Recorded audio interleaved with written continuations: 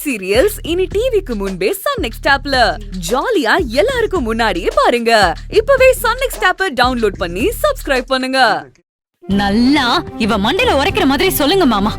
எப்ப பாரு அத்தைய சந்தேகப்படுறதே இவ வேலை. அக்கா எல்லாமே உனக்காக தான். தேவையில்ல, அன்னைக்கே நான் தான் சொல்லிட்டேன்ல. இனிமே இந்த பொய்யெல்லாம் தேவையில்ல. இந்த டிராமாவெல்லாம் நிறுத்த சத்யா. அத்தைய அவங்க பண்ற டிராமாவை நிறுத்த சொல்லு. அப்ப நான் நிறுத்துறேன். அப்போ நீ இன்னைக்கு அசிங்கப்பட்ட மாதிரிதான் மறுபடியும் அசிங்கப்படுவ. என்ன நடந்துச்சு நீ தான் பார்த்தல.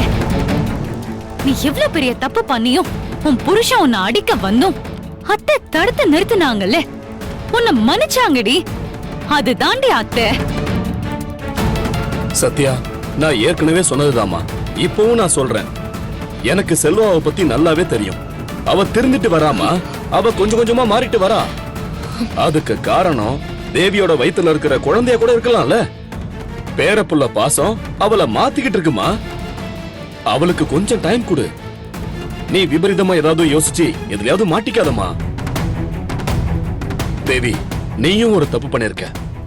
நானா மாமா? ஆமா, சத்யா உனக்காக தானே, உன்னை காப்பாத்துறதுக்காக தானே இவ்வளவும் பண்றா. அவளுக்காக இதை நீ ஒரு நாளும் பண்ணல. மா, உனக்காக அவ எவ்வளவோ ரிஸ்க் எடுக்கறாமா. அதை நீ புரிஞ்சுக்க வேண்டாமா? அதெல்லாம் நிறுத்த வேண்டான்னு நானே சொல்லிட்டேனே மாமா. ஏமா, இது என்ன லைட் பல்பா? போட்ட சுவிட்ச உடனே ஆஃப் பண்றதுக்கு? நீங்க ரெண்டு பேரும் சேர்ந்து போட்ட முடிச்சுகளை அவுக்கிறதுக்கே நேரங்காலம் ஆகுமா? அதுக்காக நிறைஞ்ச சபையில உன் தங்கச்சியை இப்படிதான் போட்டு கொடுப்பியா? இவங்க என் அப்பா அம்மா இல்லன்னு சொல்றதோட நீ நிறுத்தி இருக்கலாம். சத்யா தான் அவங்களை ஏற்பாடு பண்ணிருக்காங்கன்னு நீ அவளை மாட்டி விடலாமா? இது தப்புமா. நான் என்ன பண்றது மாமா? மா, சத்யாவுக்கு நீ கொஞ்சம் டைம் கொடுக்கணுமா. அவளை நீ எதிரியா பார்க்காத. அடிப்படை விஷயம்னு ஒண்ணு இருக்குமா. இங்க பாரு, உனக்காக இவ்வளவு பேர் ரிஸ்க் எடுத்திருக்காங்க. அத நீ மதிக்கணும். அதெல்லாம் சரிதான் மாமா. ஆனா அத்தை திருந்திட்டாங்க, மனசு மாறிட்டாங்கன்னு முதல்ல இவளை ஒத்துக்க சொல்லுங்க.